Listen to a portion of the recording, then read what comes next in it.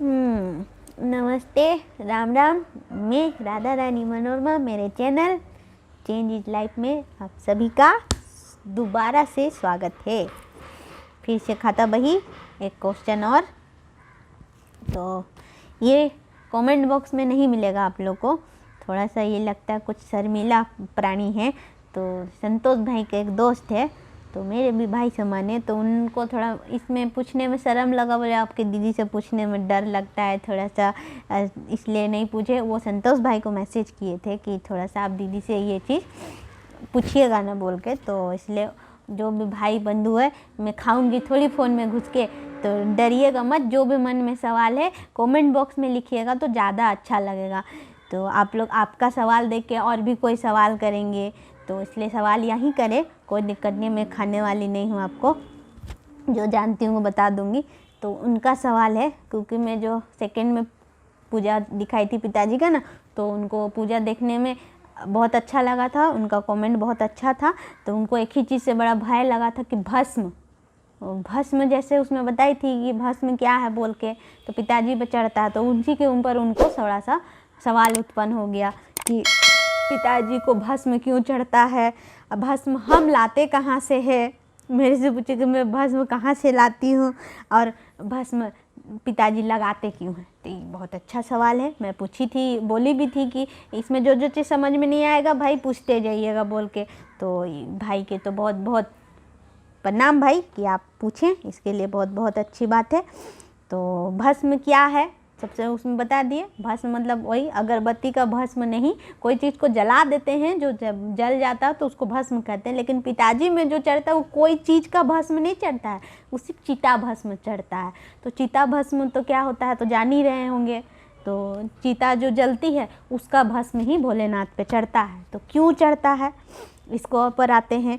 फिर दूसरा हम कहाँ से लाते हैं, इसको बता देते हैं। क्यों चढ़ता है लंबा टॉपिक है, तो थोड़ा सा इसको हम बीच वाला टॉपिक को लास्ट में बताते हैं। तो इसलिए फर्स्ट वाला तो बता ही दिए क्या होता है, लास्ट वाला है कि हम कहाँ से लाते हैं। तो हम पूजा दुकान से ही लाते हैं। चिता भस्म आराम से पूजा दुकान में मिल जाती है।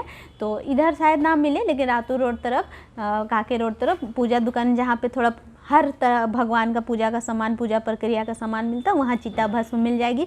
तो आप सोचेंगे कि चिता मतलब क्या वो लोग शमशान घाट से लेके आते हैं सीधे बेचते हैं, ऐसा नहीं है।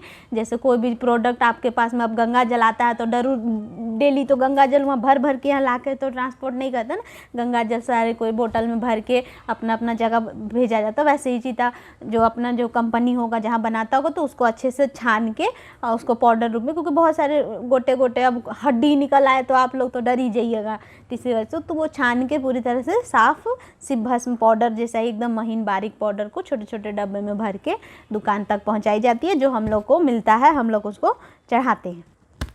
हो गया। अब भस्म हम कहाँ से लाते हैं बता दिए। हम कोई शमशान घाट जाके लेके नहीं आते, पूजा दुकान में आराम से भस्म मिल जाता है।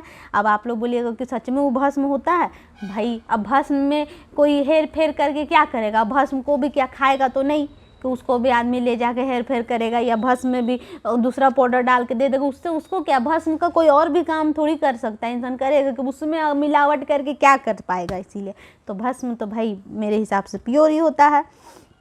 बीच वाला क्वेश्चन कि पिताजी भस्म क्यों धारण करते हैं, तो थोड़ा सा अब ये क्वेश्चन आया है तो थोड़ा ही लंबा जाएगा, तो इसके चक्कर में दो कथा थोड़ा सा साथ में सुनानी पड़ेगी। तो देखिए पिताजी का श्रृंगार के ऊपर आएंगे। तो जो भस्म है पिताजी का वो वास कहाँ करते हैं, जैसे पिताजी को जैसे सती माँ का देह त्यागने के बाद में तो पिताजी बहुत दुनिया का हर जगह से बहुत ज़्यादा वो कैलाश पर्वत को त्याग दिए थे। तो सती माँ का जैसे वो देह छोड़नी थी, तो इस वजह से उनके मृत्यु के बाद में तो पिताजी बहुत ज़्यादा ही एकदम उदास हो गए थे, बहुत ज़्यादा ही हो गए। तो इस वजह से उनको लगा दुनिया में उनको कहीं शांति नहीं, वो कैलाश पर्वत को भी छोड़ दिए थे, सब छोड़ के वो शमशान में वास करने लगे थे बहुत समय तक के लिए। तो शमशान में जाकर रहते, तो शमशान में सारे तो जान ही रहे हैं शमशान में कौन मिलेंगे। तो शमशान में तो भाई सारे लाश जलती हैं और वहाँ पे भूत प्रेत पिशाची आपको मिलेंगे। आप बोलेंगे भूत प्रेत पिशाच होता क्या है, इसके ऊपर भाई हम अलग से आपको वीडियो, अगर आपको जानना होगा तो हम अलग से वीडियो बना देंगे। लेकिन इतना तो सभी को पता है कि भाई शिव जी के साथ में उनके जो गण हैं कौन कौन रहते हैं, भूत प्रेत पिशाच और नंदी सांप, ये सब उनके टीम है जो उनके साथ रहते ही रहते हैं, प्रेत सब। तो वही प्रक्रिया उसी में, तो वहाँ रहते हुए उनको बहुत सारे जो पेत्र है तो वो सब जो भूत प्रेत है पिताजी के साथ में उनकी भक्ति के, मतलब भोलेनाथ वहाँ रहने लगे तो वो सब उनके साथ में रह के, जो भगवान है तो सोचे कि भाई हम लोग को मुक्ति के लिए भगवान का वहीं पे सेवा करने लगे। तो वो एक तरह से उन सबको उनको भक्ति हो गई, तो पिताजी के साथ रहने तो उनका एक टीम बन गया। आप समझ लो, जो तो भगवान का सेवा, भगवान इतना समय तक शमशान में वास किए तो पिताजी का सेवा करने के लिए ये भूत प्रेत सब पिताजी का बहुत समय तक सेवा किए। तो पिताजी उनसे बहुत खुश होके जब पार्वती माँ जब गौरी रूप में जन्म ले ली, उसके बाद उनको प्राप्त कर ली, जब पिताजी वापस से जब कैलाश पर्वत लौटे तो ये जो प्रेत के जितने टीम है ना वो सारे भी उनके साथ लौटे, क्योंकि वो प्रभु के साथ इतना दिन तक रह गए ना शमशान में, तो उनके बगैर वो रह ही नहीं सकते थे। तो अपने प्रभु के साथ फिर पिताजी भी, वो तो उसी तरह से जो उनके साथ रहता था वो सभी को प्रेम करते थे, बहुत भोले भी, तो वो सभी को कैलाश पर्वत भी ले गए। ठीक है, उसके बाद में जब देवी से विवाह का समय आया, अब पिताजी का तो जान ही रहे हो किस तरह से रहते थे, कुछ नहीं, बस एक छाल पहने हुए, त्रिशूल लिए और रुद्राक्ष धारण किए, बस उसी तरह से रहते थे। कुछ उस तरह से श्रृंगार नहीं, बहुत विकराल और विराट रूप उनका, तो देखने से थोड़ा डर लगता था। तो फिर उसके बाद में जब विवाह का बारी आया तो सारे कोई बोले कि आप इसी रूप में विवाह करेंगे क्या? तो वो तो भाई विवाह करने के लिए उसी रूप में जाए, तो उनको क्या पता कि विवाह के लिए सजना भी चाहिए। लेकिन फिर सारे कोई नारद जी आके नंदी जी को बता के गए कि आप अपने प्रभु को सजा धजा के ही लेके आइएगा माता के घर, वो मतलब वर है, अब वो दूल्हे है तो दूल्हे को सजा धजा के लेके। अब पिताजी तो कोई चीज़ सजना ही ना चाहे, उनको सजावट से बहुत लाखों कोस दूर, उनको तो भाई सिंपल साधारण रहना ही पसंद है, तो वो सजना वजना चाहते ही नहीं थे। लेकिन अब नंदी जी और उनके प्रेत जो हैं तो और उनके पास में जो नाग सांप वासुकी है तो वो भी उनके आसपास ही, उनके अब नाग सांप का अलग कथा है, इसी में नहीं बताऊंगी। तो ये सारे उनके आसपास ही रहते थे।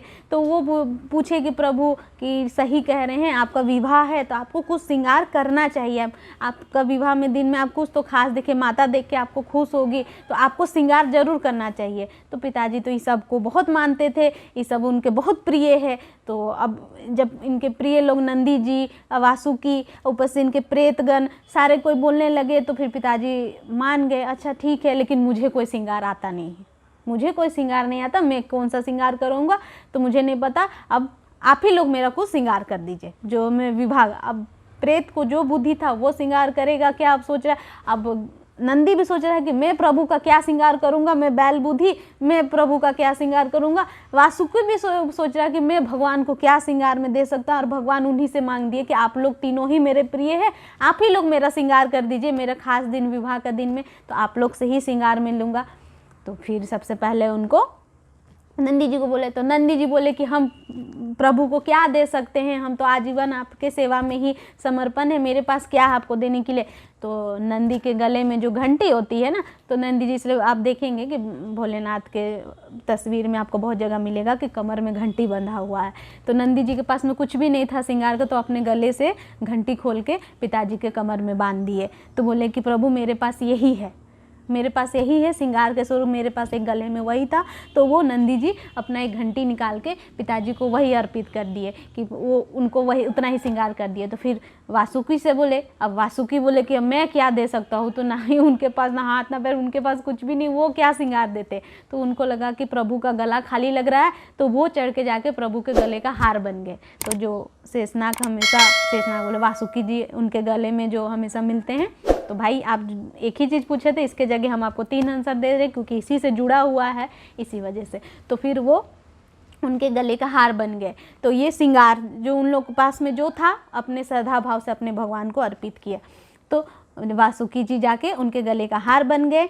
और पितृलोक से, जब पितृलोक से मांगे कि आप लोग मुझे श्रृंगार में क्या देंगे, तो उन लोग के पास में कुछ भी नहीं था। पितृलोक तो भाई उन लोग का शरीर में सिर्फ भस्म ही था, तो उन लोग भस्म था और शमशान में वास करते थे, उन लोग के पास में भस्म के अलावा कुछ भी नहीं था। तो वही भस्म को उनको पिताजी को शरीर में मल दिए, यही श्रृंगार है। मतलब जैसे हम लोग पाउडर लगाते हैं, तो वो प्रेत सारे पिताजी को भस्म लगा दिए।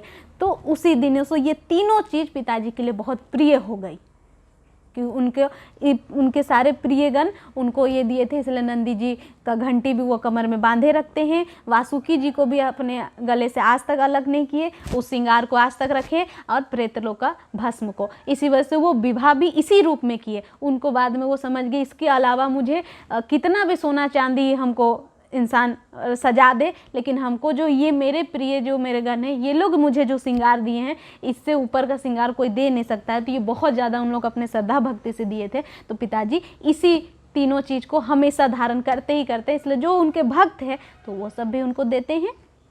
तो बस पिताजी का गले के हार से लेके, उनका कमर का घंटी से लेके और उनका भस्म तक का सफ़र तीनों का मैं बता दी। तो भाई आपको भस्म के बारे में सुन के अच्छा लगा होगा, और आपको अगर ये बात जानने के बाद में आपको सत्य लगा होगा तो कमेंट ज़रूर करिएगा, मेरे भाई के मोबाइल में नहीं, यहाँ पे, कि हाँ दीदी आपका बात मुझे सही लगा या समझ में आया, या फिर नहीं समझ में आया, इसको आप एक बार और बताइए या थोड़ा सा क्लियर बताइए। ठीक है, तो हम दोबारा से समझाएंगे, और क्या नहीं समझ में आया उसको भी कमेंट करिएगा। तो अब लाइक कर दीजिएगा भाई लोग, शेयर कर दीजिएगा, सब्सक्राइब कर दीजिएगा, और क्या बोलूँ, राम राम, प्रणाम, नमस्ते।